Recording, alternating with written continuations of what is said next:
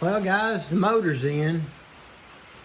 It's extremely hard to try to video something and continually work to get it done and make sure you can see everything going on. So I've done my best on videoing and trying to give y'all an idea of what's going on, but you know, I think I failed pretty good at it. But their motor's in.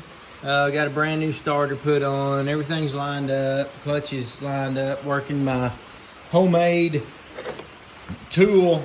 That thing worked wonders. I mean, it worked great. So, you know, just a little bit of ingenuity. You don't have to go and buy a $200 clutch kit just to get a 13-cent piece of plastic. So, like I said, I'm gonna continue on here and try to get this thing fired up tonight and maybe drive it around tomorrow.